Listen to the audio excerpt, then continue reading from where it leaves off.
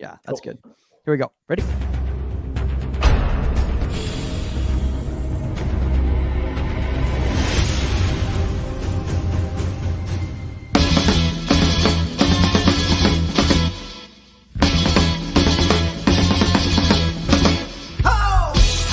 Welcome to Inside the 18. I'm Michael Magid, live from Hollywood, California. With us today, no 99 World Cup winner Saskia Weber, but we do have Omar Zini, Pro GK Academy, also Las Vegas Lights goalkeeper coach. And I'm getting through those introductions as quickly as possible because I'm not going to lie, I'm really excited about this. Honestly, this guy doesn't really need an introduction to anybody, at least here in the United States, when it comes to goalkeeping. This guy is literally a consistent legend year after year in MLS. We have Seattle Sounders goalkeeper Stefan Frei joining us. What's up, dude? Thanks for having me, guys. Appreciate it. Looking forward to discussing some goalkeeping. Trust me, we are too. We are too. Yeah.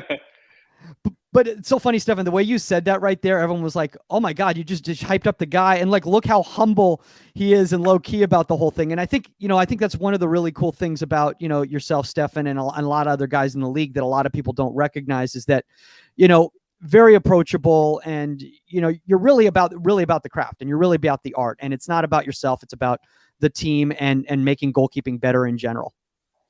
Absolutely. And I think it's really nice when you find someone that appreciates the position to its nitty-gritty details as you guys do. So I'm excited because the older I get in my career, the more I realize I don't even think I like soccer. I just like goalkeeping. So there's lots of cool stuff to discuss there. I love the fact that you just said that. Go ahead, Omar. No, before we get started, I want to tell the crowd the first time I not met you, Stefan, but I watched you play. It was I was trying to get to be committed to Cal at some point. And so the coach was like, hey, you should go to our match versus UCLA because I'm from California. I'm from SoCal. So I said, okay. So I went and I was watching through like the gate at the UCLA stadium, and I saw you make a save. It was like a cross that came in. It was like on the line, and you like dug it out. It was, I don't know if you remember, but it was like right on the line.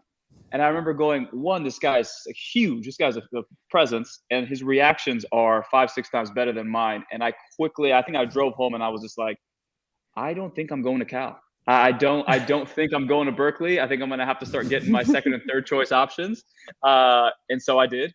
But it was just that first time I realized I'm like the level for Pac-12. I mean, obviously you've gone on to do way bigger and better things, but that level of Pac-12, I said, wow, okay, this is the kind of player that they're looking at. And don't think I fit the billing quite yet. You know what? Where you went, I'm sure it was perfect trajectory for me. I was, I think one of the things why I wanted to go to Cal too, like family was important to me, and my older brother. I only have one older brother, 3 years older than me, and he was going to Cal, so I kind of would have loved to just stick close to him and be able to spend some time with him, and that was a big factor. So it worked out for me, but I'm sure it worked out for you too. Yeah, I mean, it did. I mean, I can only imagine the coaches at Berkeley were like, you have a brother here? Okay, we'll make sure he's taken care of as well. It's so funny you say that. By the way, speaking of Stefan's upbringing, I got to pull this up right now because this just came in right here from Nate Failing, Stefan's old high school goalkeeper coach. Yeah, who goes, times, Nate. Yeah.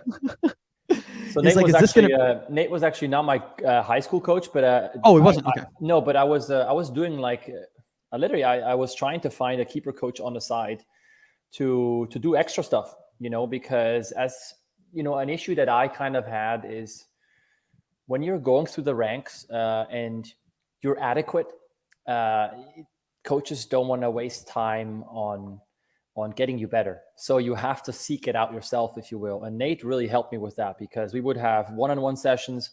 We would go to a local park and we would really dive down into the nitty-gritty details of, the technical aspects of goalkeeping, to the point where we would do a dive, and then we would, where's your top knee right now? Where's your bottom leg? Where's your hands? Like the whole shebang. So I remember those times fondly, but Nate helped me a lot. So I appreciate it, Nate. I mean, that's awesome to hear, man. I mean, that's full circle. Honestly, Stefan, I mean, that's how we had our initial, connection. Is the first time I met you was up in Northern California, and I know that you had worked with Nate and everything like that, and you're like, all right, who's this random 5'8" goalkeeper that's coming up to me right now? And then I mentioned Nate Failing, and you're like, all of a sudden, like, oh, okay, now I'll talk to this guy now. He might know a little bit about goalkeeping, so change the tune Yeah. a little bit. Oh, that's awesome. No, I think with just goalkeeping in general, I think Mike and I'm sure Stefan, you've had this as well, but like just being able to speak to somebody about goalkeeping, you kind of have that bond, not just because you play the position, but you're crazy enough to be so into the position. And there's only a handful of us, per conference or per league. So having that like baseline foundational piece of loving goalkeeping, there's only so few of us. And to geek out on it and to be able to just talk to anybody for an hour and a half, 2 hours at dinner and not bring up anything about outside life, but just goalkeeping, it's so rare. And so I think that's why we kind of like stick to each other so easily. Absolutely. That goalkeepers union is strong, and it comes from a lot of places, like the love of the nitty-gritty details you just mentioned, and actually understanding them. And the other one is the psychological holes we find ourselves in when we make a mistake. I think only a fellow goalkeeper knows what's going through your head. So we feel for each other when that happens as well. Yeah, I'm sure. By the way, Nate Failing just put this in about me. He said Majid is great at that. So I don't know what he's referring to. I don't know if he's referring to I'm good at just talking for 2 hours about goalkeeping, not necessarily knowing what I'm talking about, but talking for 2 hours, or if he meant about my my technical sessions. But speaking of creativity and artwork, weird segue. I know. I don't know if it made any sense. I'm going to take this comment off there because it makes me feel awkward and and thinking about myself.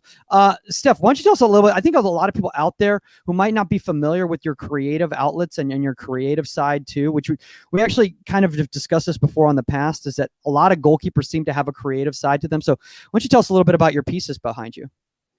Yeah, some of my art behind, and I can kind of show you a few things of, I think, the personality that's in the art piece of me. But I always enjoyed art growing up as a kid. I wanted to study it in college, but it just wasn't really enough time to do so. But I think, especially once I turned pro, my brother and my mom got me a pen tablet, which is one of those things you can kind of start drawing digital things, And I learned that it was just such a huge outlet for me to really rebalance my brain. The pressures of being a goalkeeper, zero room for error, precision to a T. Art really is complete opposite. As much as you can see in my art pieces, you still try to have full control. It's the fact of knowing that if you make a mistake, something beautiful can happen. You may actually discover a new path, a new technique, something like that. In goalkeeping, you make a mistake, I guarantee you nothing beautiful will happen there. So it's a really good outlet to keep me sane, if you will, because the morning is when I go crazy and I'm really in tune about trying to be a perfectionist on the field. And then when I make a big error and I just need to forget about those crazy psychological things that come with being a goalkeeper, then I dive into the art world for a couple hours and really find myself again. I mean, we've talked about this so much, Omar, is just how important it is to have other outlets in your life outside of just goalkeeping. I mean, again, we can talk about how much we love goalkeeping and geeking out on goalkeeping, but if you're just a one-track person and that's all you have in your life, then you're really missing out on the richness of life, right? Absolutely.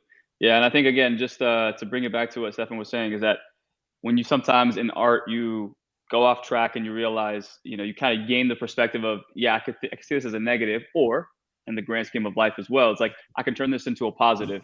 And I feel like as a player, I never really was able to turn those negative things into positive, because there was obviously, wins that needed to be made. And then our coaching staff obviously would be fired if we didn't get enough wins. So personally, I felt, okay, as a coach now, how can I, get that message to the goalkeepers that I'm working with, where something negative happens, how can I offer a different perspective with, a freshman goalkeeper who stepped into a big game, made a mistake, they're beating themselves up. How can I come to them and say, look, you made your mistake early. You have a few more years left. It's not a big deal. Now I'm going to put it in your hands to figure out how you're going to be resilient after this moment. So I feel like, to Stefan's point, I think for me as a coach now, I've tried to shift perspectives for young players or even older players and say, how can we turn this negative thing, shine a positive light on it, and then use that as an opportunity to grow? Yeah, And go ahead, go- Steph. I was going to say, and it's you can get burnt out. If you think and overthink and soccer and this and that, you need a break from it. Because the next day when you had your break, you go at it with a refreshed mind, and eager to rectify that mistake or learn from that mistake. It's just really nice to be able to get away from it. It doesn't have to be art. It can be something else. But just maybe get away from soccer for a tiny bit, because it is quite demanding for in our position, the crazy detail we go into, right? And we're trying to be perfectionists in everything we do, down to every millimeter of every step we take. It's ridiculous, right? So like when you make an error, it's okay. I think if you have to acknowledge the error, you have to learn from it, and then maybe you can take a little bit of a break, and then you can go to work and move on. But sometimes it's really good, like I said, just to take a break and get away from it and recharge the batteries. Yeah. You just brought up such a really good point about that, Stefan, too, and about stepping away from soccer in general, because I'll be straight up honest with you. Like I know a lot of people here know this, but also I'm a professional comedian and I have that entire world that I work in as well too. And a lot of those people don't know anything about soccer. And that's actually kind of refreshing for me and actually useful for me, because like when I do my comedy shows, I don't have to, I'm not thinking about that world. And it's like, I get to explore these other areas, of my life and different stories that, I can't tell on this podcast, for instance, mainly because we'd get shut down by Facebook if I started telling those stories here. Omar's going to become a comic, though. I know that he says he's ready to dabble into some stand-up, but oh no. But no, well, I thought you were just about to do a bit. I thought the way you said that. No. I'll leave the jokes to you. I supplement your jokes every once in a while. When it's like an awkward silence, I'll come in. I'll step in for you. But speaking of jokes, was me playing this past weekend. That was a joke. That was something that should. Year and a half off, Stefan. It's not like you guys, man. You can keep the consistency. You can get injured and still come back. Me, a year and a half off, and I was just that first shot that was coming out I was just please go off frame, please go off frame, please go off. It went off frame. I'm like, I knew exactly what was going to happen. I look very confident. Yeah, I've been gone for a month and a half, and I'm in the same boat as you. I'm like, my God, this ball's flying at me way too fast. Well, let's talk about that a little bit before we kind of get into this topic. Despite the fact that you have had some injury setbacks in your career and everything, dude, you've maintained this level of consistency. I mean, Omar and I, we've discussed this, is probably second to none in the league. I mean, very few guys have been able to be as consistent year after year as you have since you've come into the league. And do you think a lot of that is because of the fact that you do have the creative outlet of the art, the way that you take care of your body, the time in the gym, all the sports performance work that you do? Like, do you think all of that kind of leads to it? Absolutely. And you need to have good people around you, right? But I think that drive has to come from within, and it has to be initiated somehow, some way. And I think for me, I've always enjoyed the position. That was never like, I loved going to work and putting in hard work. I always enjoyed that. But I think one of the things in terms of the longevity for me, I think I had one really, really serious injury in Toronto, where I broke my fibula, I ruptured my ankle ligaments, and my tib fib completely separated. So it was a whole year out. It needed a lot of rehab. I mean, I had to learn how to walk and run and all that fun stuff again. But the nagging thing coming out of that was for me, how all of a sudden I was labeled in the media as injury prone. Because I had come back from that, and literally 44 minutes into my first preseason game, I broke my nose. But I broke my nose because a guy stuck a cleat into my face. Okay. So it had nothing to do with me being injury prone, but still that really irked me. And so that became the drive for me to be like, as I get older, I'm going to do everything I possibly can to prove those suckers wrong. Right. Like I'm going to be on the field available for every minute possible, like do whatever it takes, yoga, mentally be fit. Gym, all of that fun stuff, to go the extra mile, because the moment, even without an injury, the moment you take your foot off the gas pedal, or you think that you've made it, is when the next person comes and overtakes you, right? And that's just how it is. If you think you've made it and you can cruise, and I try to send that message to our younger goalkeepers, when we're talking about technical elements, your hand position will never be like, okay, I got it. From now, this point forward, it's a done deal. You will continue working on that through the rest of your career. So it's just you need to have that hunger. And I'm thankful that the media instilled that in me when I was going through that injury in Toronto. I mean, look, sometimes it's a blessing in disguise, man. I mean, Omar, I know that you've discussed the fact, obviously not to the same extent of Stefan's situation. By the way, I had to do that whole same thing too, learning how to run and jump and all that sort of thing again after reconstructive surgery. And I didn't have the athletic ability of you, so it was a little bit more difficult for me to get back to that point. But it was man, it was a struggle, man. And Omar, when you dealt with your injury, it kind of made you reevaluate kind of where you want to take your career and everything. Yeah, absolutely. And I think to Stefan's point, I think we talked about earlier, taking something negative and turning it into a positive. And I think those moments, if you have them earlier in your life and you have the self-awareness and the presence of mind to like be present in that moment versus letting it, be passive, I think you're able to realize, what are my other passions? What are my other outlets? And I think the sooner you have that, the sooner you're able to have that mental fortitude and resiliency. And I think younger goalkeepers, if you're not the starter or you coming back from an injury, again, hopefully you have someone in your life who provides a different perspective for you. But like Stefan said, it's time to use the outside influences and voices to really reassure yourself that you are about that life and about that business, and then take the next steps to secure that mentality. Yeah, I mean, and I think that is the point right there, is to secure that mentality. And like, as we're kind of delving into this topic right here, because a lot of people are saying, oh, well, this topic is very, very much about the physical and it's the technical aspect of shifting your weight and all that sort of thing. But I think reversing direction as we kind of get into this topic, in any sort of physical movement, Stefan, there's such a mental element to it as well, especially when you're talking about coming back from an injury and getting your body to be able to, like you were talking about, speed of play. You're like, oh, I've been off for a month and a half. These balls feel like they're zipping by me. There's a certain mentality to be able to get your brain reprocessed into handling that speed of play, and being confident in the movements, in the actions. Yeah, and I think the mental thing is the huge one there, right? Because let's say you come back from an injury, or you're kind of lacking some confidence at this point for whatever reason, and you step into a shooting drill and they're whizzing balls past you. You start overthinking it maybe at times, where you're like, well, am I my position off? Am I too high? Do I have to, you get frustrated with yourself, and that's okay. But I think the way you approach these situations, always try to be as positive as possible, because otherwise your mental state can completely put you in a hole where you can't come out anymore. So, I mean, and I know we want to get into the technical side, but I want to just stay 1 second on the more mental side of things. For me, the most important experience of my career was probably the hardest one. And it was, I played one game for the Swiss U15 national team. And it was against Scotland. I was there was only two 14-year-olds on that team. So I was stoked. I thought this is a huge opportunity. And I completely psyched myself out for that game. I was like, this is a big deal. This is a big deal. And by the time the referee blew the whistle, I was like this, and lo and behold, we ended up losing 3-1. And I made a pretty bad error that led to the second goal. I was devastated. It was a really, really difficult time. But in retrospect, I think it really showed me the power of your own mental state.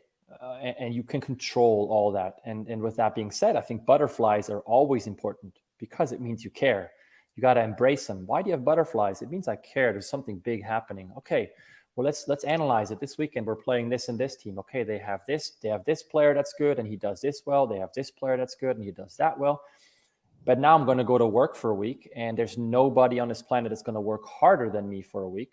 So by the time that Saturday comes around and those butterflies creep up again, you can put them to bed, because you look back and you say, I worked the hardest. I'm most prepared.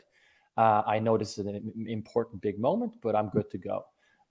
So, these when we have challenging moments, embrace them as opportunities to learn from them, is what I want to say. Because especially, I'm assuming there's some kids watching here, you're never going to be, without making those bad experiences, get to the top level. It's just not happening. You need to make these bad experiences, these challenging experiences, to grow from them and to learn how you can prepare yourself to be at the top of your game.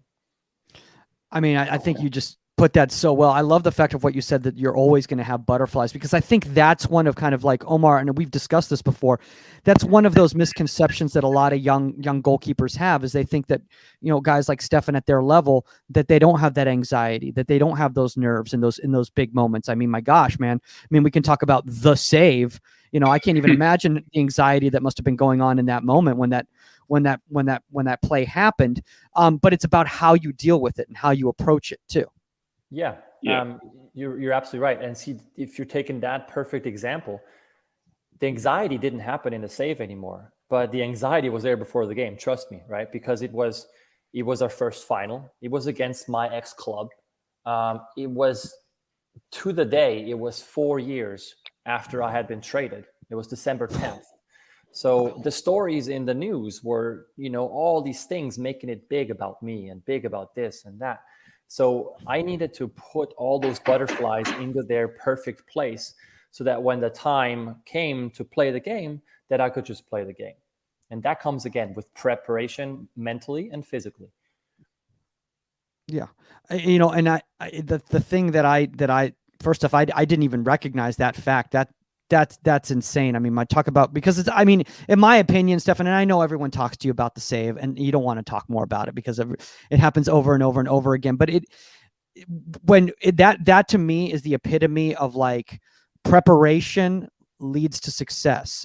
Everything that led up to that moment and then and then the action finally happens, and it all kind of comes full circle, and Omar, you've had this conversation before we kind of go into this topic. Omar, I know you've had this conversation with so many young goalkeepers, especially now, even at the professional level, that you're dealing with, that, hey, it might not look like it right now, but everything we're doing right now is for a reason. And at some point, this is going to come into play. And at some point, you're going to be called upon in this action. And the more failure you have and the more I allow you to explore during these sessions, the more prepared you're going to be for the moment, and you're going to be successful. Yeah. And I think, again, that to bring it all as from a coach's perspective, I think that is my job, where a goalkeeper can be very, very physically good, makes the big save, pretty good in aerial presences. However, we're working with a goalkeeper right now who is superb. I think he's like a very, very good young talent. However, his game management skills aren't fantastic. We're up 1-0. He's speeding up the game, playing short when the center backs are showing for the ball instead of pushing everybody up. We're tied 1-1 away. We're trying to get a result. He's still trying to play the conceptual way of how LAFC or how Las Vegas wants to play. So it's understanding and giving them the full picture of like, hey, you may not, these second team minutes may not mean so much to you in terms of your game management because you want to get the result. However, you need to start getting those mental and physical reps of how do I become a winner?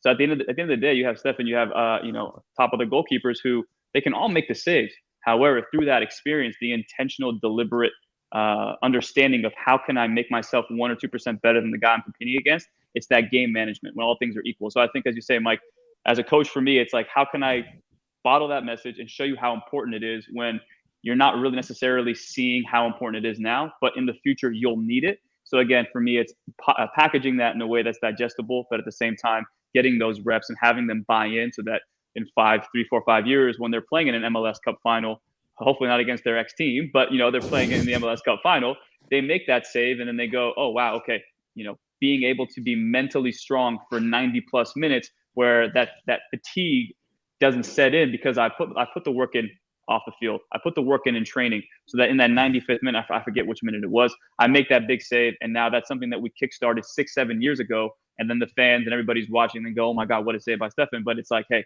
no. This is all an accumulation of things that we've been working on for 5-6 plus years. You're just seeing the end product. Yeah, absolutely. And I just want to say, like, I had this actual conversation this morning at training with one of our guys from the academy, Wyatt. And what you can do is, as a keeper, like, I think when you see the drills, it's easy to be like, okay, I go to this cone over here, and then after that he asks me to come back in, and then I go to that cone and I get set over there. But after the keeper coach explains the drills to you, take a second to envision what this could be looking like in the game. Okay, so I step into this cone because this guy's coming down on the left. Now he cuts it back over, so I have to, adjust, get over. Everything has to be game realistic, right? For me, and we're going to talk about technique going into it. When you see the Instagram upper V save, it's the most frustrating thing for me to say, because it has nothing to do with goalkeeping anymore. The hardest part about goalkeeping is coming back into a balanced position and being able to react. And the Instagram save you see is the upper V, where he knows right away it's going up in the upper V. He does six of them slow motion dive, and it looks fantastic, but it's just not realistic, right? The hardest part is that, and that's what you'll see in the game. There's no striker who will be like, "Hey, I'm putting it up there. Just be ready for it." So when you do your drills, envision how this translates when you're in the game. What is the keeper coach asking me to do? Okay, the cross is coming in. He's super deep now. I have to respect the near post, but I start stepping off my near post. It's not just, okay, we're practicing a cross, but you got to see these things, because then when they come in the game, they're like, I've done these a million times. I know exactly what's happening. Yeah, Dude, go ahead, Omar. I think it was 2019, you guys versus LAFC. I forget if it was Rossi or one of those guys who beat your defender down the line. And it could have been an easy cross back, or a shot at the near post. And I actually posted a video about it. When you stood your ground, you stayed big, and it looked like an easy save because it was hit right at you. But in my opinion, when I read, I'm like, he made it look easy because he trusted himself that, okay, if you're going to cut it back, I'll be ready for that as well, but I'm not going to cheat off my post. And again, it comes to those movements in training where it's like, yeah, the coach might have you shift from the middle of the goal across to the angle at the near post. And by you getting a hard shot from there, he's trying to say, respect what's happening, find the first movement. And if it goes to the other side, then you have to respect that one, but stay with the initial play. And I think when you watch that in training, some guys, they run to the near post, the coach hits a cutback cross, and it should become such a predictable movement. But then if you really dial it back and you say, hey, what was it? What do you think I was trying to accomplish here? Well, I needed to respect the first shot. And if that didn't come, then the second guy would get the shot. Then I moved it. So it's like, in those moments, can you ask those questions so that when you step into a game and you're confronted with that situation, your coach doesn't have to be there in your ear saying, hey, stay strong, stay at the near post, but rather you're like, look, I'm going to do it. And if you cut it back, I'm ready for that as well, but I got to respect the first play in front of me. So I think, again, to your point and to your play backing up your points, it's very true. Yeah, and speaking of that, everything you were just talking about right there, Omar, I think it leads perfectly into actually the topic right now. Absolutely. And guys, today's topic is going to be reversing direction. Stefan, I love, first off, one of the things that you said in regards to when you're doing any sort of activities and you're working with cones or whatever, and you're working on movements and stuff, you still have to look at it from a game standpoint. So maybe for some of the people out there, maybe some parents or younger goalkeepers that don't know what we mean by reversing direction, what do we mean by that from a game scenario?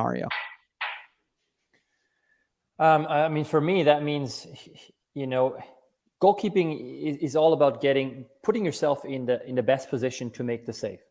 And so it's a lot of anaerobic movements where you're, quick, explosive, 10-second spells of you're getting set at the perfect angle for a shot. But now the difficulty is that the guy cuts it over. You have to adjust a little bit. Now maybe he passes it or tries to shoot, and there's a deflection to the right. Now you have to cut over to that side.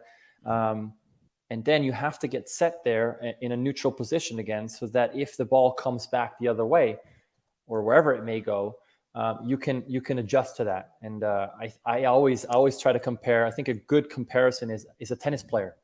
A tennis player is very, very much like a goalkeeper. He's trying to prevent the ball from going past you, but when they get pushed to the right side and they hit the ball back, they got to try to get into the best neutral position, which tends to be somewhat in the middle of the court, to be able to now react to wherever the next ball goes. It might go back to the exact same spot where they just came from. But again, we don't know where it's going like the Instagram people do. We have to get into the middle. We have to get balanced and then react accordingly. Dude, I love the fact that you just brought up that tennis analogy, because Omar's actually used that same tennis analogy, I believe, when discussing changing a direction and shifting your weight and all of that sort of a thing. Yeah, no, we talk about it in returning serves. And I think obviously, like Stefan said, you want to stay in a certain place, but also to your prep set and how you're getting ready to shift laterally or to react at a moment's notice. So we talk about different sports providing different opportunities to learn from. And I think, yeah, tennis is one of those things. But Stefan, I always like to ask this question when we talk about specific topics.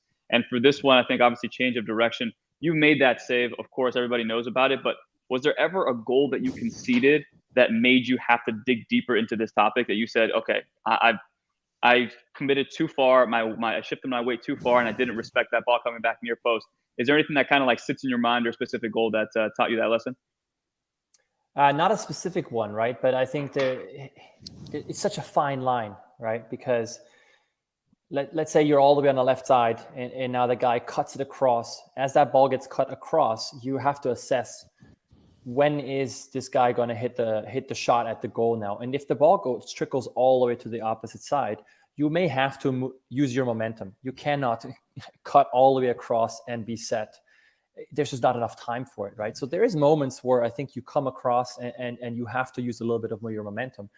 But for me, I think it started again as a kid and early on in Switzerland. I loved going to work, and these are such fundamentals we're talking about. But you have to keep working on these fundamentals, because if these fundamentals are strong, the footwork, then you make the save in the end look easy, right? And it's all about getting into balanced positions as much as you can. And I say as much as you can because, there's shots where you just can't.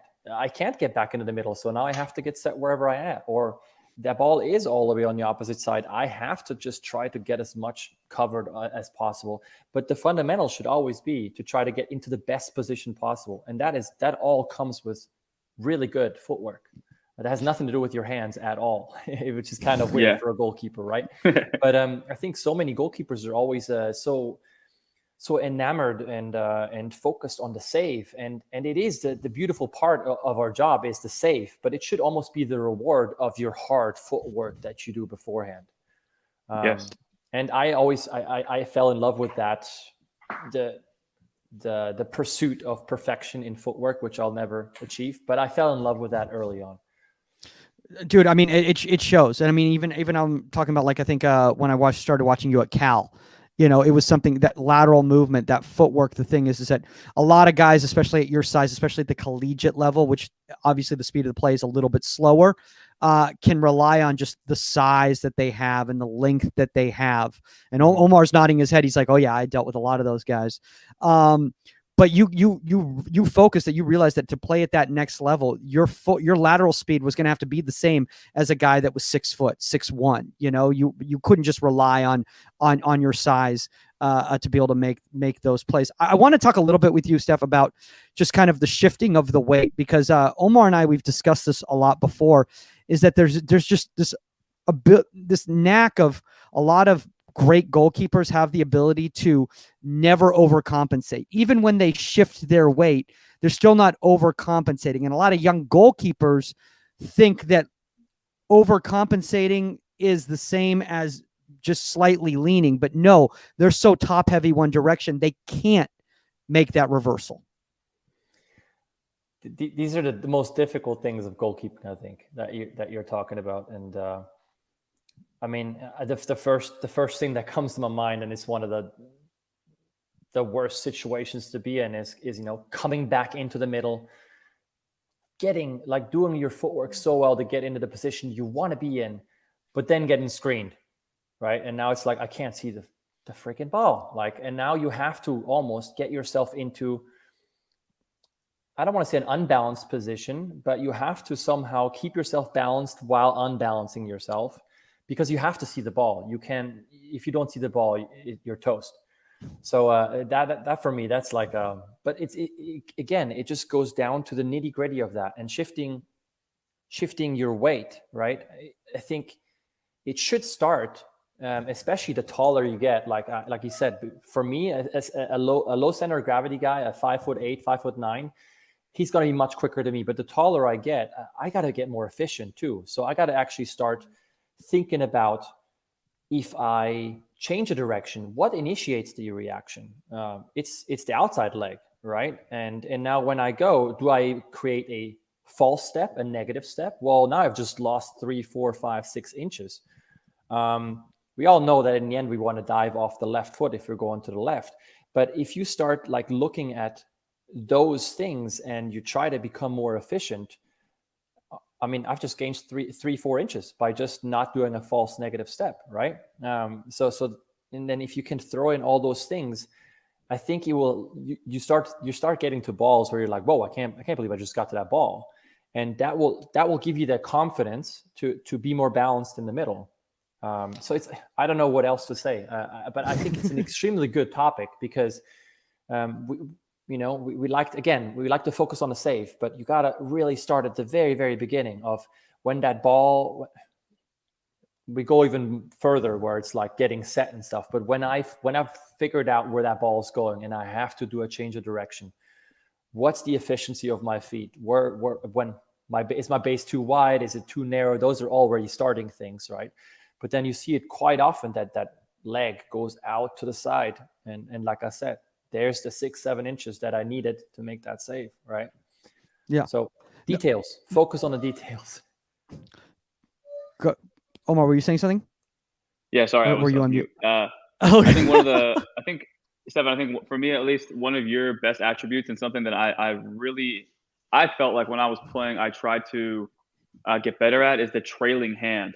I feel like what ends up happening sometimes is as we're shifting across, let's say the ball starting at the D on the 18 and someone squares it across, and I forget which game it was. It may have been against Toronto, but they hit a square ball or a ball across and you shift across, and this bottom hand, if I'm shifting to my right, is so important because it's in a split second. You have to almost sweep that left leg from off the ground. Like you said, sometimes that ideally would be stepping and going, but sometimes as you come across, your momentum may be taking you to the right. However, you got to go back across this way and have a convincing hand that not only keeps it out of the goal, but puts it in a position where your defenders can actually help you clear the ball. Or if that ball does fall to a striker, you have strong enough hand. Now they have to take 2, 3, 4 touches, and it allows you to get back up and your defenders to cover. And I feel like when you are shifting those bottom hands, you have to be a pessimist in those situations and think, what happens if that ball gets struck back across me? I need to have something to cover me. I can't be fully exposed. I have to have something. And I think you do a really, really good job. You've always done a great job, even the save as well too, getting that top hand, underhand, top hand, but getting that lower body and getting those strong hands back across to help you out. Yeah, and then and with when you're talking about, for example, that cutback, right?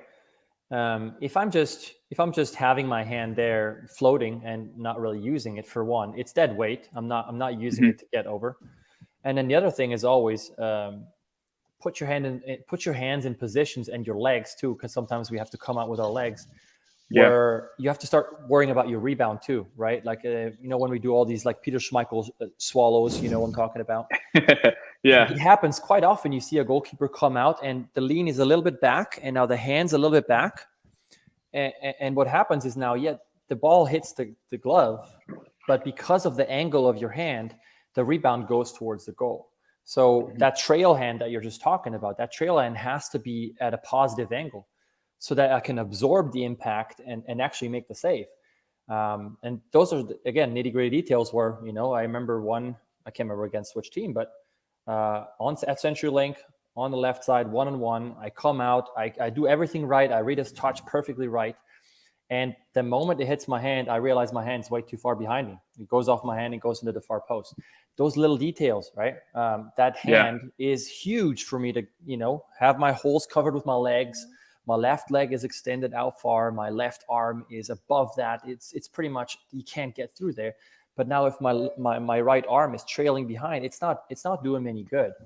So having a positive posture forward will give me a better rebound opportunity. Dude, Steph, I love the fact that you just brought that up right there, because that was something I was even just thinking about. Is that even when you go negative, even when you drop to create depth, you still have to have that positive shape forward as you're doing it. And so many young goalkeepers, they hear drop, create depth, and so they go negative and they drop their power shoulder back, and then they just expose the gap, and then they wonder why they keep getting beat like that.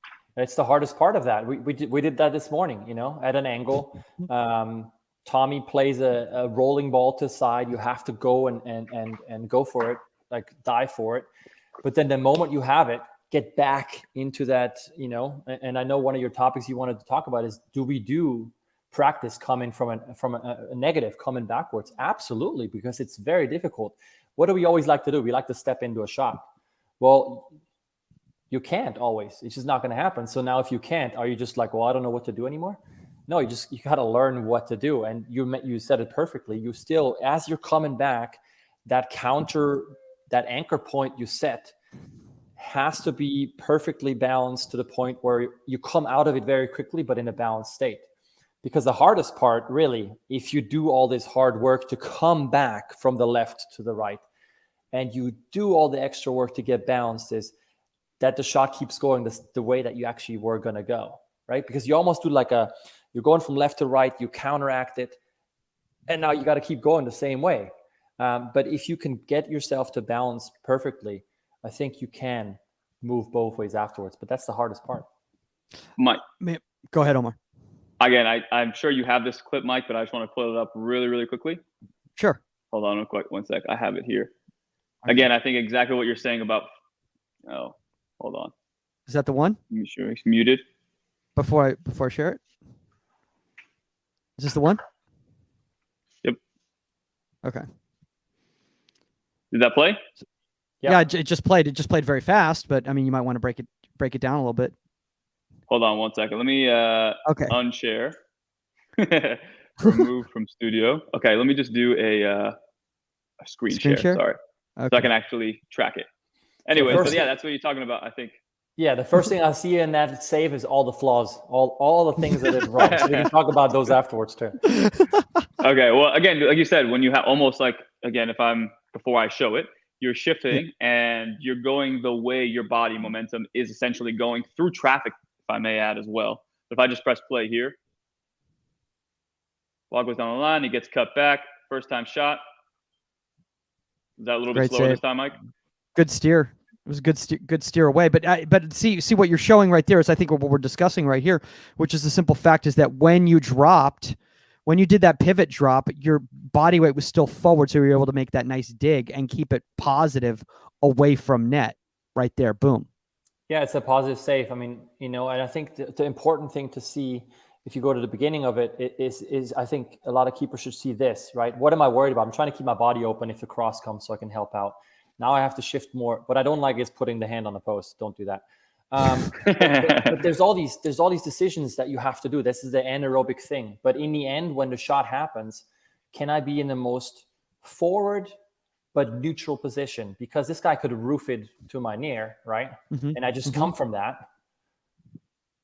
And and then the hand is positive enough that I'm able to make the save past the post and not into the side netting. Overall, I was happy with it. But I mean, I think go ahead, Omar.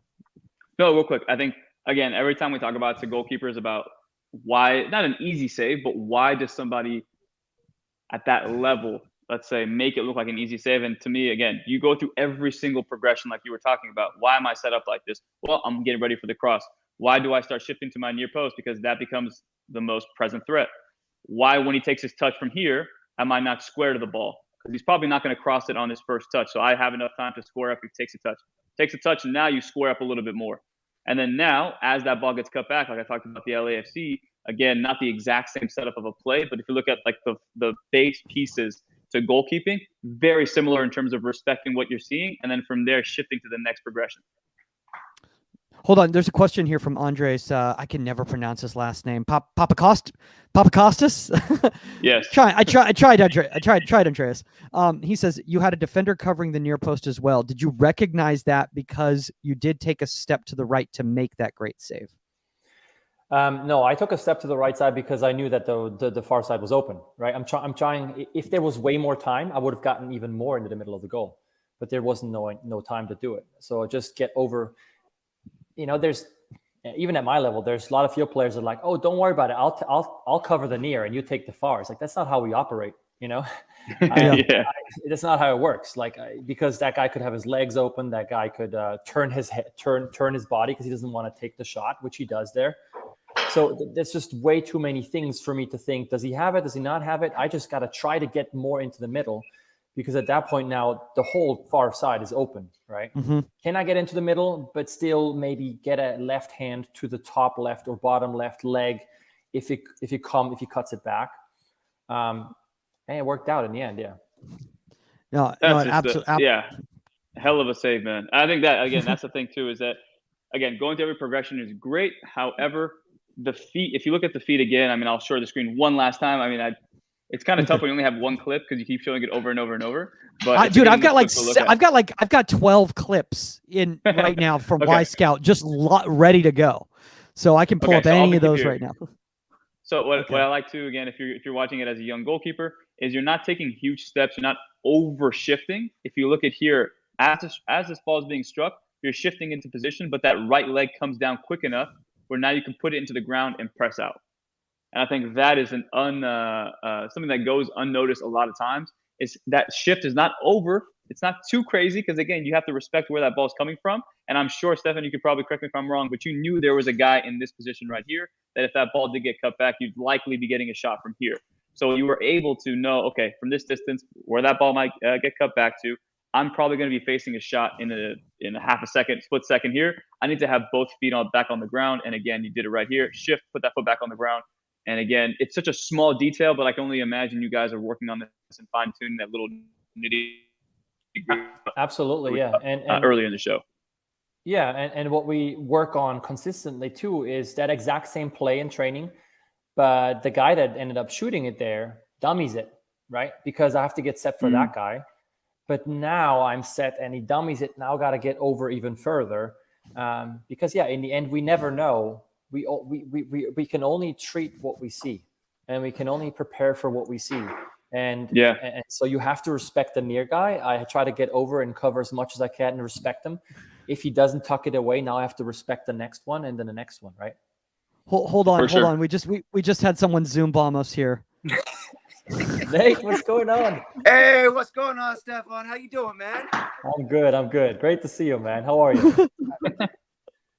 Likewise.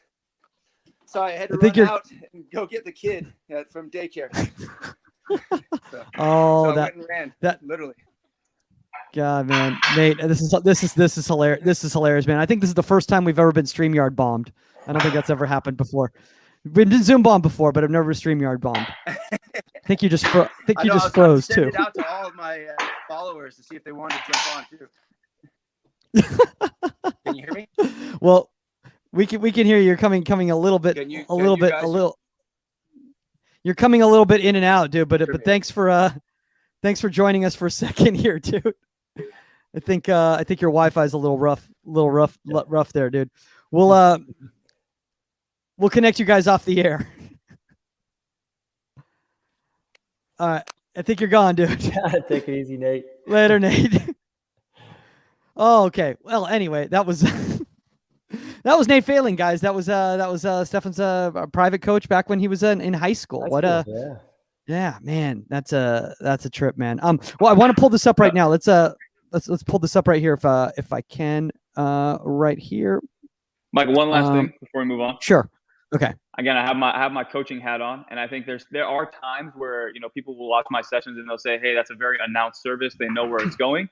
But I'm like, I know that they know where it's going, but I also want to work on the footwork. So if I'm, for example, we had one of the day where through traffic, I take a touch to my right, there's a mannequin in the way, and I have to bend it around the mannequin. But the goalkeeper is recovering from the 6 in a quick situation, recovering from the 6, getting set and not leaning too much, because if they were leaning, I hit them back the other way. But getting that position where they're negatively recovering and getting their feet situated from a set position to go to a spot that they know where the ball's coming from. So again, I'm sure, Stefan, you guys have listened in training, where in that moment you do get a shot that goes with your momentum on the cutback as you shift out with your right foot and you're going to the far post, getting that low hand out. But again, like the big save or other saves that you've had in the past, where you shift across and that ball comes back the opposite way. And again, those announced services, as long as the goalkeeper knows that we're working on weight distribution, calculated footwork, and all those things, I think it's very beneficial when you have announced service. Specific topic days. I'm not saying all the time, but specific topic days. Absolutely. I mean, we go through, it's progression, right? We go through that as well. You know exactly where the cutback is coming. But for us, then, you got to be honest with yourself. You know if you're leaning, this is a moment now for you to try to not lean. And then when you've kind of accomplished that, maybe the next time when we're getting into the shots where you don't know where they're coming, for me, then it's always like, the difficult one is the far one. The difficult one is far one. And I make 2 of those, but then the third one, he hits near on me and I make it as clean as I can. I don't even have to dive. It's like perfect footwork. That validates the other 2 saves for me, right? Because it means I did not lean on those. I did not cheat on those. So you just have to be honest with yourself. But progression is definitely we do it all the time. It's a natural thing. Yeah, and sorry, Mike. Last thing. I think Sure. Hey, what's up? Well, last point before we guys? come in. But I think again, you said the checks and balances. It starts obviously the coach needs to come in here and make certain points about, hey, you're cheating, you're leaning. But the checks and balances should start and end with you as a goalkeeper. That's the point blank how it goes. You know if you're cheating, and of course we're not dumb as coaches. We were players at one point as well, and we know when you're cheating. You're making an amazing save, dude. I know you know where it's going. I'd rather I score and you do it right than you make a crazy save and we've built nothing from it. You know, my favorite whole thing about this is that now that Nate's Wi-Fi is completely clean and everything like that, Omar's Wi-Fi has been going out for the last few minutes, which is hilarious. No. It's like you gave. I can hear Omar. You can hear Omar. Yeah, it's better to hear me than see me. I'll tell you that. Omar, I have a question for you. You bring up the idea of the knowing when you're cheating and stuff aspect, and I mean, Stefan said the same stuff. But now, at what level do you put your expectation on the understanding that the player knows they were cheating versus when you pull it back and support them? No, of course, I think at a younger generation, I start explaining to them what spatial awareness is and like what I'm trying to get after with this drill. And obviously, I normally film with the younger kids on the iPad. So I'll show them like, hey, more often than not in the game, if that ball is being struck from a specific spot, you're not going to be on the opposite third of the goal and leaving that, marginal space. That's the reason why I'm like shooting it and you're getting suffocated with that ball. So I show them that. But as the older generation goes, we mentioned spatial awareness, what we're going after, and I hope conceptually they can understand that. But at a younger age, yeah, I'll dial it back a little bit and then explain to them the benefits of why we're working on this, and hopefully they can grasp it over a few sessions. And I would say self-awareness has to be taught. I mean, and I think videos are a huge part of that. I mean, we even see that when we have guys come in from college and train with us for a week or so. You can tell a guy 20 million times that, hey, you're generating your power mostly from the wrong leg. Until he sees it, he's not going to really understand what you're talking about, or it's just, now I see it, right? But I love when you talk to someone, like I said, one of our younger goalkeepers, I tell him like, here, you're not balanced. You're doing this wrong. You're doing this wrong. And all of a sudden he makes a save, but he's like, I wasn't balanced on that one. Right. Because now you see, okay, the wheels are turning. He felt it. We didn't tell him, but he felt it. And that has to be taught in all of the technique things that we're doing. Stefan, how often do you guys train or videotape your personal training sessions with your keeper coach and then come back and analyze it from a technical and personal aspect? We tape every single keeper session. This is like 5 or 6 years ago. I actually bought my own GoPro because we didn't have a GoPro, and I taped my own keeper sessions. I put them on my own private YouTube, and I shared them with all our keepers. But since then, now that we have a whole crew that does that for us, we don't analyze it every day because for the most part, the games are coming hot and fast, right? And so even that, like you're trying to analyze the game the day after, and then you have to move on and prepare for the next game. Yeah, but especially if you make a really good save in a game or in a practice, or you've been working on something for a long time. You best go and watch that video, because your confidence is gonna grow tremendously by seeing you do those things right. So it's gonna take time, I mean, I come home and I'm tired and whatnot, but it's worth it to sit down for an hour and now watch this thing for sure. Yeah. No, dude, I didn't even think about that, Stefan. That's awesome right there, because I didn't even think about that element. Is that when you, and Omar, I'm sure you've talked about this, plenty, but the fact is, because you film I know you film a million things. I mean, you make a living off filming, so you definitely film. But is that when a young goalkeeper sees themselves perform a successful action in the later moment, they're going to start visualizing that, because they can recall it a lot easier than just trying to think back to the actual memory. But yet at the same time, like Stefan is saying, is they need to have that tangible, actual doing the action too, for it to become a muscle memory. So you kind of need those two areas kind of to come together. If that makes any sense to anybody here, or am I just talking? No, it does. Yeah. I think also too, the biggest thing is that as I've gotten to know some of the goalkeepers that I work with, Some of them are very good audio learners. Like when we have conversations, they understand and can conceptualize what we're trying to go after. More are visual learners. We're like, hey, let's piece together what I'm saying with what you're feeling and what we're seeing. So that at the same time, it's like I've made coaching points, and then I rewatch the footage, and I'm like, holy crap, I did not see that right. I hope they don't hate me, because I made coaching points that didn't make sense, didn't add up. And then we rewatch the footage, and I say, hey, in this moment right here, I actually respected your intent and the instinct that you had. Let's stick with that. So it's like you can always double back on film, and it only justifies or makes you, how I did, backtrack on certain comments that you made. And I think that transparency with not doing it just my way, but more so here, this is what we're seeing. The footage is not going to lie to us. It's objective. Let's see what we're looking at. And then again, like you said, the goalkeeper can actually see it for themselves. And now when they actually do it, they can feel it the way they saw it. I've a quick question actually right now for Nate, because Nate, you're working with such foundational ages right now in regards to like some really, really, really little ones. How much of this is beneficial at that foundational stage? You know, I record. You record? I have a couple years ago, one of my goalkeepers got me one of those mini tripods. And I used to use a larger one, but a mini one that just you attach your phone to it, boom. And every training session, either at the end with shots, or if they're struggling with getting a concept, I'll record it and show it back to them during their water break.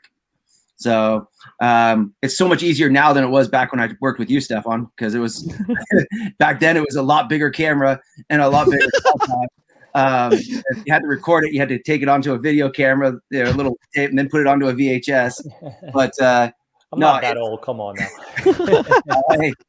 I've just been cleaning out my garage. Trust me, I've got some old stuff. But it's so much easier to get the immediate attention to detail now than ever before. And you talk, Stefan, you talk about that investing in the GoPro.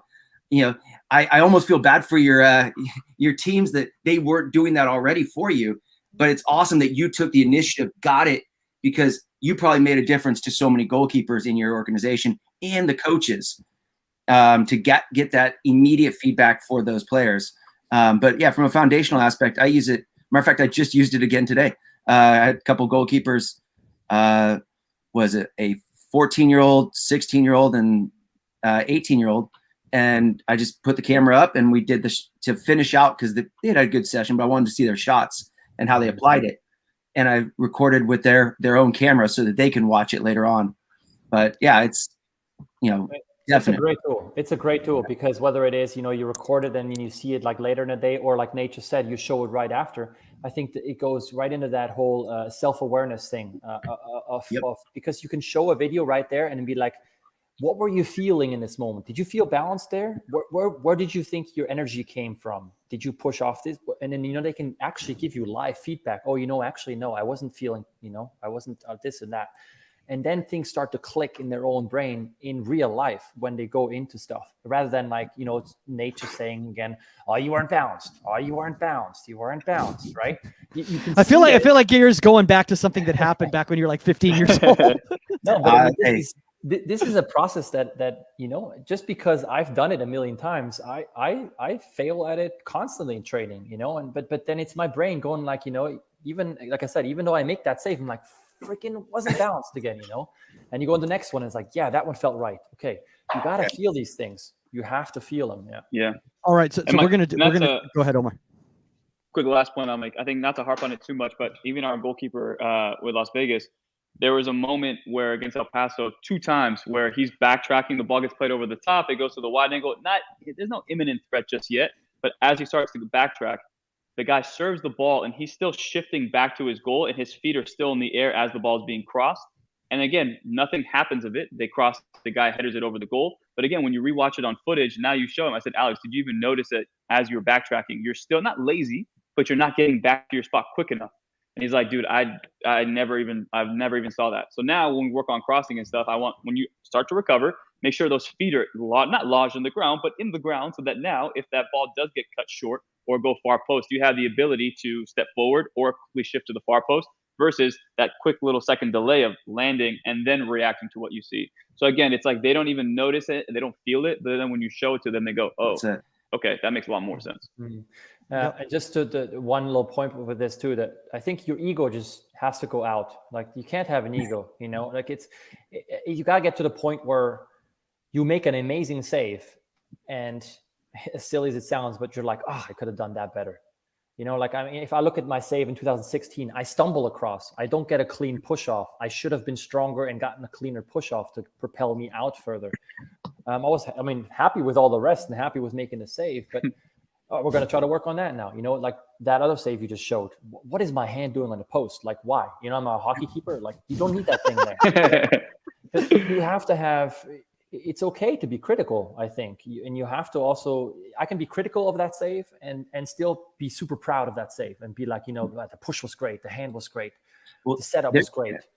But it's okay to keep, you know, because it instills that awareness again that every little detail matters. It's not just like, okay, I made the save, boom, cool. No, it's all the details that lead up to the save that allow me to make the save. So here's a question for you, Stefan, because you bring up a very interesting point.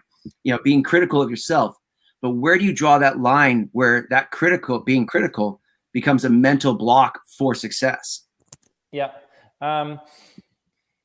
The way I do it for me, and I'm not going to say that works for everybody, but if I have a game on Saturday, and whether I have the best game or the worst game, it's never a perfect game. There's the moments right away that I'm like, okay, this has to be better. That kick in the 50th minute was just garbage.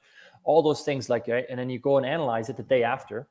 I try to learn from those, but then I try to put those away and start preparing for the next game. Now, in that preparation phase for the next game, there may be some drills in there where I'm going to focus on what I made. Like, for example, that kick, right? Well, that was an outlet with my left foot to my right wing back, and it came way too lofted, and then it gave the guy a chance to come out. So maybe I'll throw a couple of those in there. But for me, confidence always comes from hard work. I need to be the hardest working guy on the field. And if I see someone working harder than me, I will do my damnedest to outwork that one even more.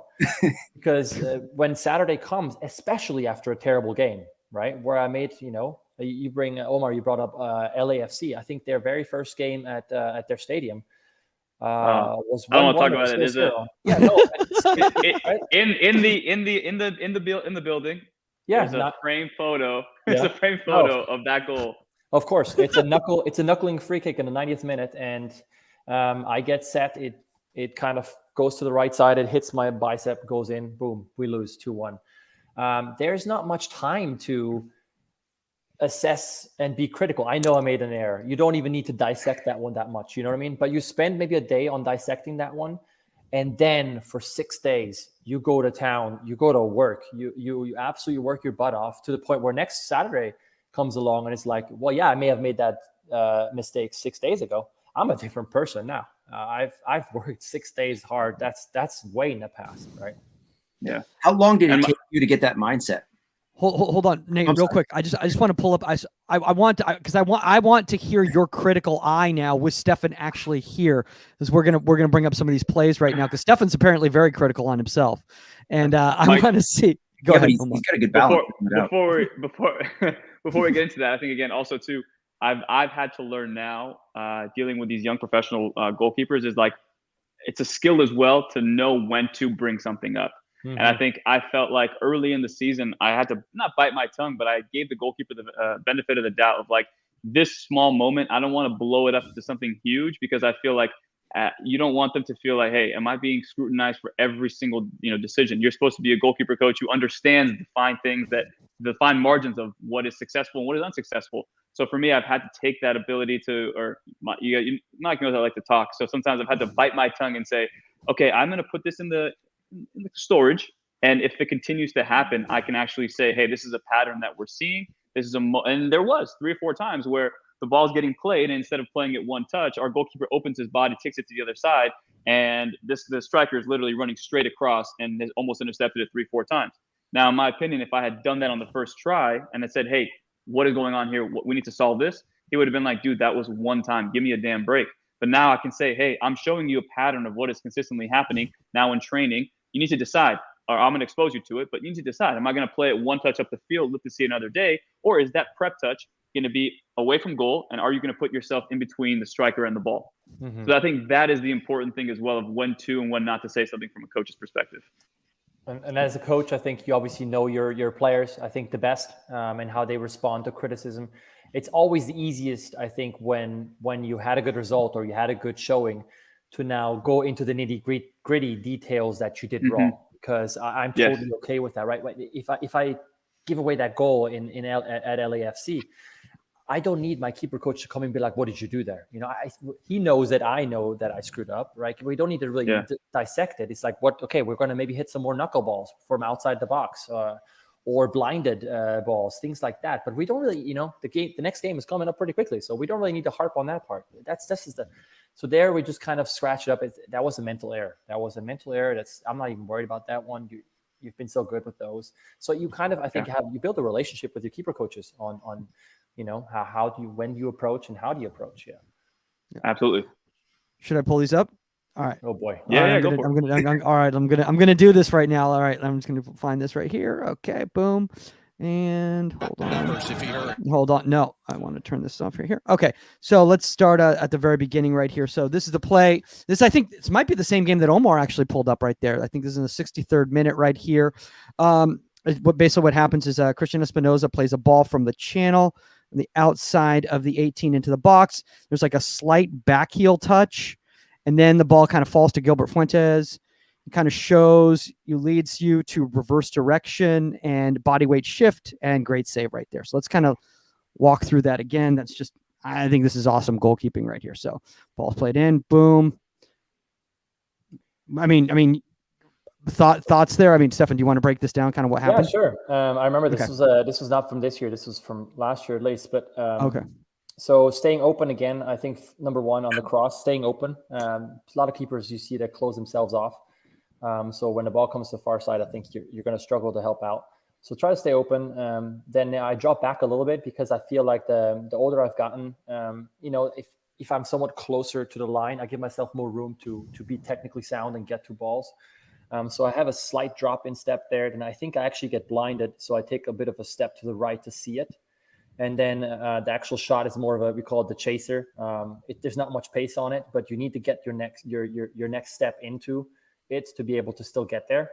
And kind of worked out. Yeah. So there's a little bit of an in-between step. And that allowed me to get there. But I feel a lot of goalkeepers get caught in this situation. I love what you were saying there, Stefan, in regards to the fact that you were trying to find the ball because you were blocked out, and that is a stressful situation for sure, and it forces your body to have to slightly lean that way. But the fact that you're still forward with your weight in regards to your head, I think that's what allows you to be able to come across and just. I think sometimes those balls that have a little bit less pace on are actually more difficult because it throws your timing off. Mm-hmm. Yeah, it's a chaser. Yeah, for sure. Yeah. Yeah. I mean, and I, again, today, with one of our younger keepers, Wyatt, I was telling him, when you try to keep your shoulder square, shoulder square for simple handsets even, and you catch the ball here, I always got into it as in like, I try to now put my head behind it and almost like eat the ball. And it kind of establishes that forward lean consistently, And it's even like if you're coming for a spread, right? You come with a spread, but with your upper body attacking. And it puts you in a forward lean so that if I make on that spread the save, well, chances are you're not going to not give up a rebound because you're just spreading. So now you got to be able to pounce onto the rebound. Well, if I'm on my butt, I can't get up to go to the rebound, right? So it's a natural, like, can you swallow it and then can you jump right out of it with that positive lean? Yeah. No. Anything else anybody else wants to add? Coach Nate failing. Anything you want to add to this right here? What would you criticize Stefan for him if he was 15 years old right now? What would 15 years old? You know what?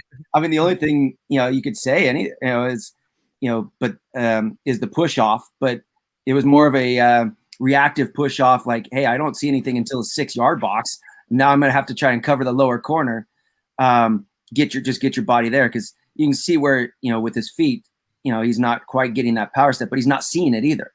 So till last second. So otherwise, I mean, I would just say hell of a save. When you're at that level, and somebody's cracking a shot with four or five people in front of you, and you make the save in the lower corner, you sit there and applaud and tell everybody to get back and get in better shape for their the corner kick. And so that was a great save. It's been fun to watch you through your career too. Appreciate it. Thank you. No, but to bring back, like I made a point earlier, and I think the worst thing is if you don't see the ball. So you may have to put yourself in positions that are not as perfect as you want them to be, but you need to see the ball. Because if I stay behind those two guys there and he cracks it, literally the first time I'll see it is probably already inside the 6. And then I will not be moving, regardless of where it's going, whether it's going left or right. I'm not making that save. So sometimes you have to take that into consideration. So a lot of keepers have started using, mannequins to work with traffic and bending balls around people and things like that. And I think that's very, very important because you cannot always get into the perfect position. And so that you have to outweigh the pros and cons. And I think for me, seeing the ball is a very, very important thing. Yeah, I want to go ahead, Omar. Really quickly, can you just go back to the one that we saw? Houston? Sure. Or the San Jose sorry. Oh, the San Jose one. San Jose one. Okay, yeah, right here. Yeah, watch. Go to the cross. Okay. I think again from the pause right here. Oh, go back. I think Stefan, you've always done a really good job. I actually had a clip from you, like pause right there, pause. Again, from right there, I think a lot of young goalkeepers, they sometimes overcompensate towards the near post just because, again, they don't know how to. Okay, the ball's coming on the outside channel. You want to shift to the near post, and just in case they cut in for a shot, I want to be there. And I think you've always done a really good job of, okay, I have a defender there. Most likely, if he takes a touch down the line, maybe I'll end up shifting. But I think from your starting point, from where you were, it's very minimal work to get in line for the ball. And I think obviously a great save, but it's less stressful on your body. And now you can really focus on just what's in front of you versus having to go all the way across. And it's as you get older too, those experiences, you can kind of hedge your bet a little bit more by staying more central. And then again, those experiences allow you to take more, not chances, but more calculated risks, I would say. Go for it. No, I was just going to ask you a question on this one too, Stefan. Is the leading into this game, how much video analysis did you guys do of San Jose about how they go out wide and where they looked across to? Because I mean, having watched San Jose a few times from up here, they seem pretty consistent with where they're crossing the ball. Is that something you guys analyze so you know ahead of time what to anticipate? I can't remember on this one in particular. I mean, the biggest thing with them is right now is since they've switched head coaches, which I think this was probably that first year. I think first year with Almeida. Yeah, or maybe the second one, but is their man-to-man marking and their man-to-man press. I don't think we know their physicality. Definitely, that's another thing. We didn't really. I don't think we honed in on the particular crosses. Was Eriksson still on the team on this one? Possibly, right? I think so. I think he had, because this was last year, right? Yeah. It's empty. I mean, it's an empty stadium. I can't tell sometimes. So if he's still on it, then that would have been one where we definitely highlight, he likes to cut in and he's capable of shooting. I always, if we know this a week in advance, that's one of my goals during the week in training is to instill that mentality into my outside backs that, hey, you have an inverted winger or striker, show him wide. You cannot let him cut in. You have a Vela cutting in. Do not let Vela cut in. That's your number one goal for this weekend. Yeah. But I don't think we on this one in particular we discussed that. I want to bring up I want to find this. I want to find this clip right here. I think this might be the one right here. Okay, so I think this is I think it's Paxton Pomykal. Okay, so I'm going to stop it right here. Yeah, it's like Paxton Pomykal dribbles from the edge of the 18. He plays a slip ball to Brendan Cervania that he strikes. It takes a deflection off a Sounders player, forcing you to shift. Boom, reaction. Great save. Good. And good steer away. Redirect from the near post right there. Thoughts, Stefan? Yeah, again, I think it shows that the fundamentals of goalkeeping is putting yourself into the best position and in a neutral way, right? Because you have to react to the shot, possibly from the best position you can be, which I think I was sort of there. And then if you are neutral, you can also adjust to other things that happen along the way. If I'm leaning to my right now, I probably give up on the shot already, meaning that after the deflection, I'm also not getting to it. So again, balance is everything. And for you to be able to get into balanced positions, as Omar said, sometimes you got to realize maybe, okay, if I stay a bit more central, then I have less ground to cover to get into my preferred position. But it comes with clean footwork. And it's I always say goalkeeping for me is intense, relaxed. Intense, relaxed, right? Because you want to get as intense and as quickly into the best position and then be able to relax there and just focus on tunnel vision on the ball at that point, right? And everything slows down and I don't have to move my feet anymore as this ball is going and do excess things. No, I'm in the perfect position, or I've done that work. Now I can just Steph, I love the fact you bring up balance right there. I want a lot of young goalkeepers to see this right here, because even as that ball is hit right before, hold on, let me go back here. So as that ball, I'm just doing it in real time right here. So as that ball's hit, you were you're balanced, even though you were dropping weight already for where you thought the shot was going. When it took that deflection, because you were balanced, you were able to adjust quickly and come across to the near post right there. I think that's massive for a lot of young goalkeepers to see. Omar, any thoughts? I get the biggest kick out of seeing a goalkeeper make a hard save look easy.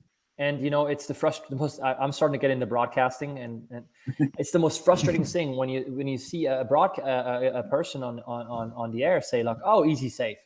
It's like, stop. No, the footwork was so precise, was so balanced, was so good that he made it look easy in the end. And you have to give the credit there, that's what we should strive for, I think, right? We should strive to make everything look as easy as we can, that when we do have to go crazy, I think Van der Sar was a perfect example of that.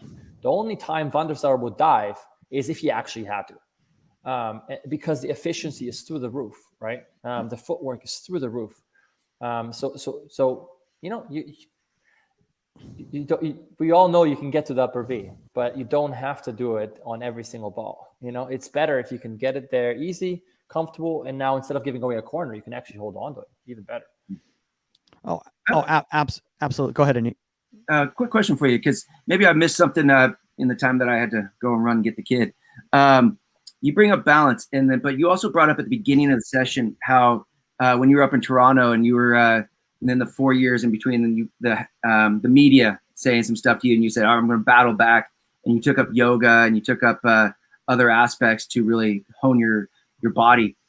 Do you still do yoga? And if you do, is that something that you attribute to your balance and your awareness a little bit better? So I do yoga on my own, like as part of my activation and stretches afterwards. In the off season, I do yoga classes actually, right? Yeah. More like yin yoga. I really like those classes where it's a bit more prolonged stretches to get into positions and sink in.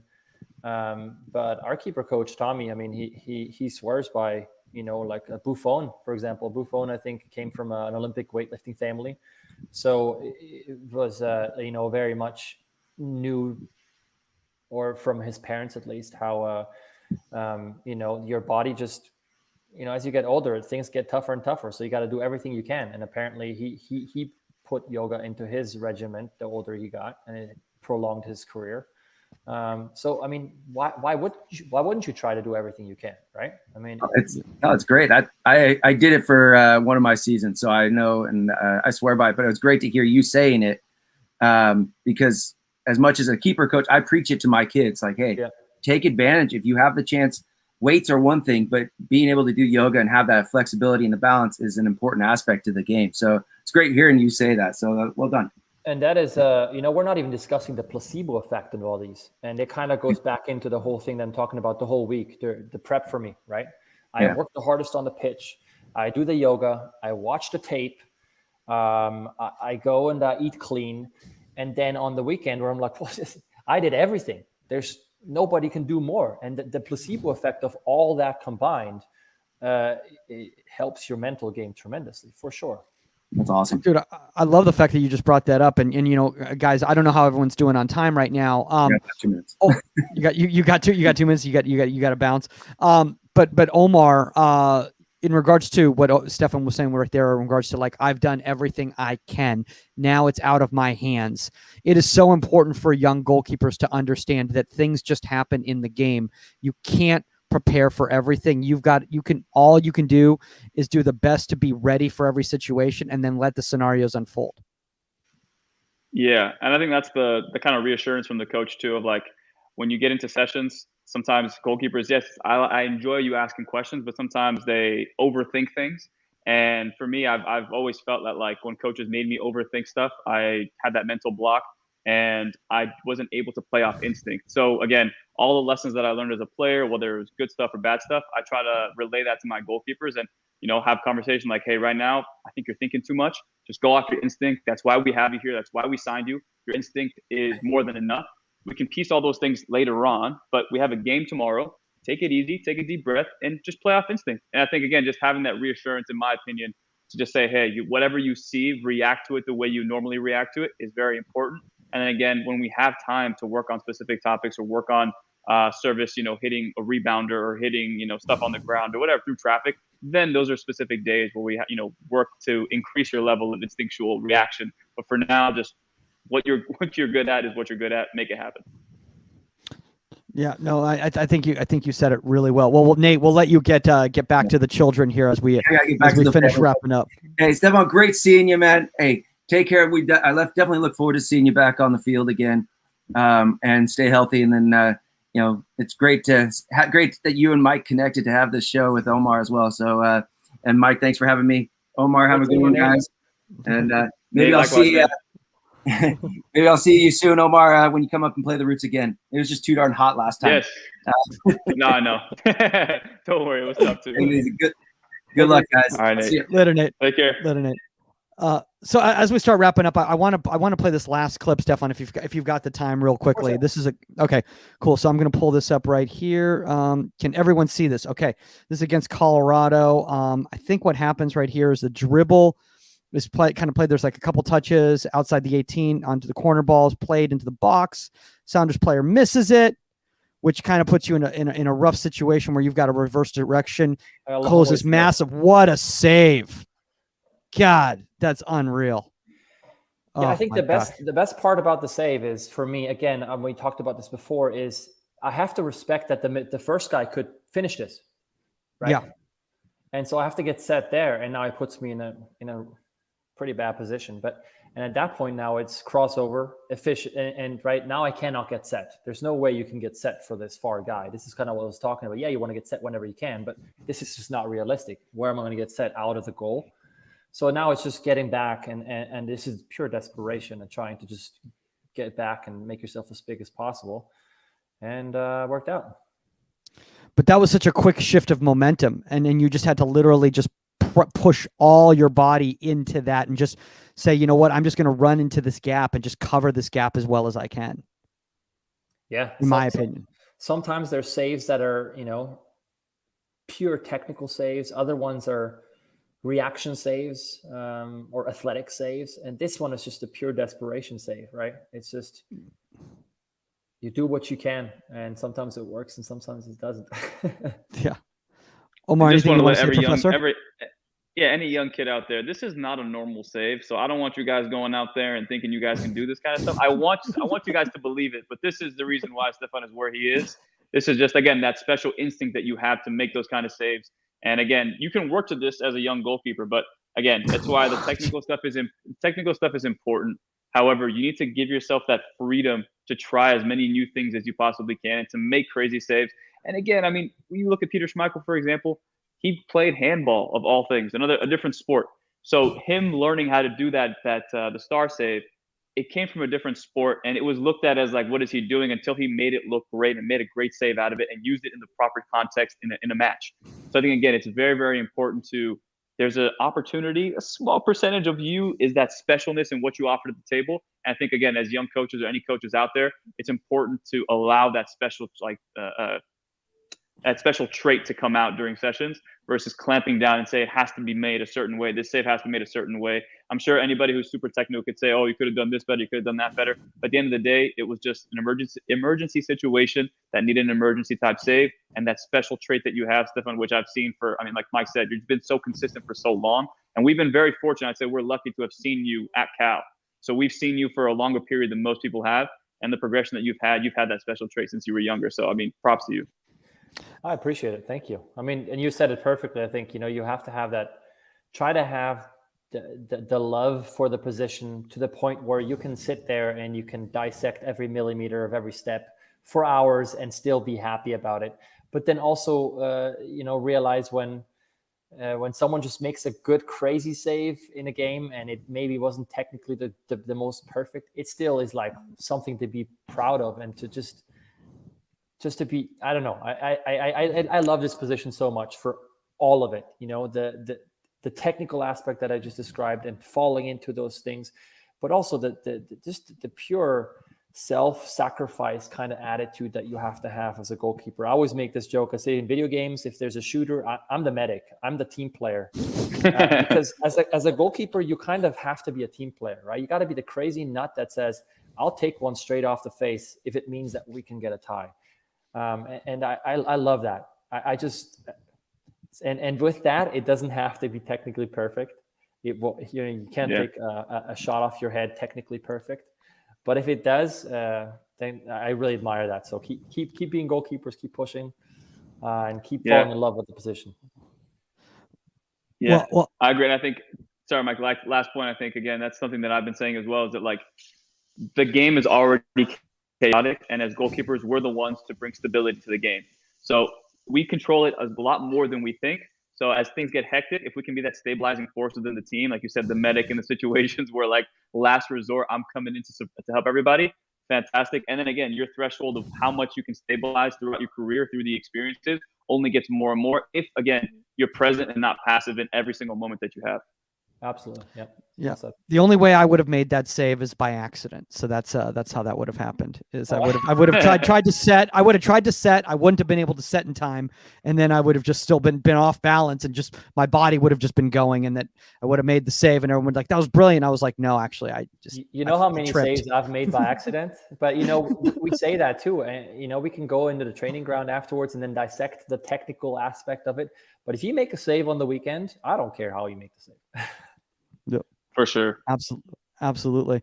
Well, Stefan, honestly, I mean, we're going to have you back, man. I mean, just you're such a wealth of knowledge, and just like Omar was talking about, the consistency and the passion for goalkeeping. I mean, you really epitomize everything that we're trying to share with the goalkeeping community out there, with hard work, discipline, education, having fun, the joy and the passion of it, man. I mean, it's just the outside interests. I mean, it's awesome, man. If anybody out there wants to connect with you, because I know you've got some pieces that are out there that you got on display and stuff like that, and that you're always consistently doing work. Where's the best place for people to connect with you on art or goalkeeping? I mean, Instagram is the real Stefan Frei, the real Stefan 24 Frei. Twitter is probably, if you want to, get a response from me, is probably the one, and that's just Stefan 24 Frei. I try to, especially when we're talking about goalkeeping, I'll probably write you back. So, and then art is www.stefan24frei.com. But it's more, again, it's an outlet. I'm trying to potentially turn it into another passion that I can pursue once my first passion runs out. But no, I appreciate the platform. I love this position. I was going to say I love the sport, but I love this position. And so it's really nice to be able to, talk to you guys about it. You guys are extremely knowledgeable about everything, but also I feel like maybe share a little bit of my experience with some of the younger guys that are listening, or younger kids that are listening, girls as well. Because I see myself, and having Nate here for a second too, that it was countless passionate hours by yourself, dissecting every little save and going into the nitty gritty details of goalkeeping and enjoying that along the way. So thanks for having me. Really appreciate it. Of course, man. And obviously, guys, if you have a guest suggestion or a topic suggestion, contact at insidethe18media.com or at Goalkeeper Podcast on all social media platforms. Shout out to everybody who's been saying, you need to get Stefan Frei on the show. We need to get Stefan Frei, as if we weren't trying to get Stefan Frei on the show. But honestly, we wanted the platform, and we wanted the podcast to kind of grow to the point where it was going to be a quality representation of your ability and your talents and everything. And, I think Omar, when we kind of first started the podcast, you were like, hey, we should get Stefan Frei. And I was like, I don't know if we're ready for that yet. I don't know if we're not ready for that yet, but now we feel like we're in that echelon. Also, guys, if you want to reach out to Omar Zini, obviously at ProGK Academy _ Omar, when's your next guys match? We actually have 5 days. We have 5 days off now, so we reconvene I think Monday of next week, and then the following week we play in Vegas. So I don't know what August something and back in Vegas. All right, way to plug it to get people out to the game, man. I appreciate it. You're like, I don't know, sometime in Vegas. Let me see. I have the schedule right here. We play against. You sound like me. I'm the same way. I'm like, when people ask me, what is your next game? I say, I'll just show up when they tell me to show up. I'm going to focus on getting prepared for it. They could just tell Stefan. We play August 7th at home versus Phoenix. So if you that's gonna be a big game. That's a big game. Phoenix Rising. That's a big game. I know. It was fun. It was funny. I was just thinking with Stefan. There's like, yeah, I'll just show up. So like they could just make up a team. They're like, yeah, you guys are you're playing Baltimore. You're like, oh, there's a Baltimore MLS team now. Oh, cool. Okay, yeah. We'll get ready for that. Obviously, guys, you can reach me at www.michaelmagidcomedy.com or at Michael Magid for all comedy reasons. That's all the time on Inside the 18, and we are out. Later, guys.